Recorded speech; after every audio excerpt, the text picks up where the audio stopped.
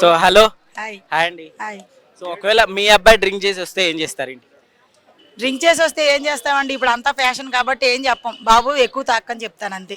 ఏంటి ఇప్పుడు చాలా మంది అంటే టీనేజ్ లోనే స్టార్ట్ చేస్తున్నారు, 18 17+కే 17కే స్టార్ట్ చేస్తున్నారు అంతా డ్రింకింగ్ 10th లోనే. ఏం చెప్తారు అసలు? ఇప్పుడు అంతా కల్చర్ మారిపోయింది కదండి. మనం ఎవరికి ఏం చెప్పలేం. చెప్పామనుకోండి వెళ్ళి చచ్చిపోతున్నారు, లేదా ఇంట్లో నుంచి పారిపోతున్నారు. కాబట్టి మనం ఎవరికి ఏం చెప్పలేం. అది ఇప్పుడు అంతా మారిపోయింది. చదువు కంటే ఎక్కువ లవ్, ఎఫెక్షను, ఇంకేంటిది ఏదేదో అంటారు, అవన్నీ ఎక్కువైపోయినాయి. కాబట్టి ఇప్పుడు ఎవరో కూడా అమ్మా నాన్న మాటే కాదు కదా, ఎవరు మాట ఎనరు. ఫోన్లో ఏదొస్తే అది చేయాలి. పక్కోడికి లవర్ ఉంటే ఇడికి లవర్ కావాలి, వాడు తాగితే వీడు తాగాలి, వాడు తిరిగితే ఇడు తిరగాలి, వాడికి బండి ఉంటే ఇడికి బండి కావాలి, ఫోన్ ఉంటే ఫోన్ కావాలి. అయితే ఇప్పుడున్న జనరేషన్ అంతా ఇట్లా తయారవుతున్నారు కదా, అంటే ఎడ్యుకేషన్ సిస్టంలో ఏమైనా చేంజెస్ తీసుకురావాలంటారా? మనం ఎడ్యుకేషన్లోనే కాదు, సమాజంలోనే కాదు, ఎక్కడ చేంజెస్ తేలేం. అది అలాగే వెళ్ళిపోద్ది, అంతే, మనం వెళ్ళిపోవాలి. సో నమస్తే అండి. నమస్కారం అండి. మీ ఇంట్లో మీ అబ్బాయి డ్రింక్ చేసి వస్తే ఏం చేస్తారు? ఇప్పుడున్నటువంటి తల్లిదండ్రులు ఎవరు కూడా ఏం చేయలేరండి.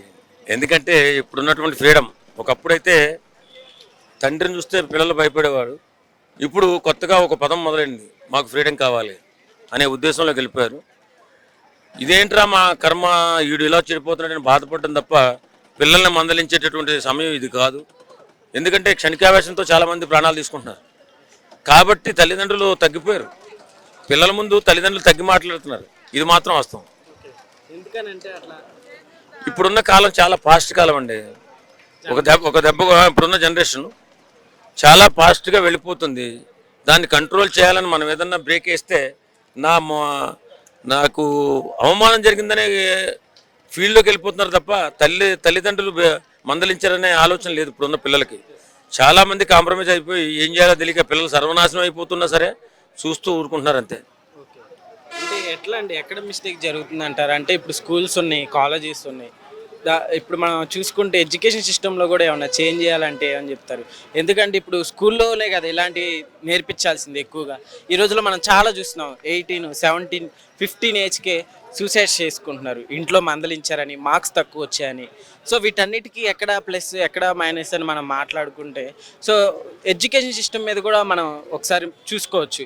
ఎందుకంటే అక్కడ చెప్పింది వింటారు కూడా. సో దాన్ని ఎట్లా చూడొచ్చు? ఎడ్యుకేషన్ సిస్టమ్ని ఏమైనా చేంజ్ చేయాలంటే ఇప్పుడు చాలామంది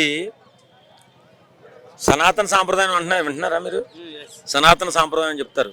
సనాతన సాంప్రదాయం అంటే ఏంటంటే మన విద్యలో కూడా విద్య నేర్పేటప్పుడు ఫస్ట్ మేము మా చిన్నతనంలో చాలా చాలా గౌరవంగా ఉండేది స్కూల్స్. చాలా మన తల్లిదండ్రులకు భయపడకపోయినా ఫస్ట్ మాస్టర్లను చూస్తే భయపడాల్సిందే. ఖచ్చితంగా వాడు పొద్దున్నే వచ్చిన గుడ్ మార్నింగ్ చెప్పవలసిందే, కాళ్ళకు నమస్కారం చేయాల్సిందే, ఆ తర్వాత స్కూల్లో కూర్చోవలసిందే.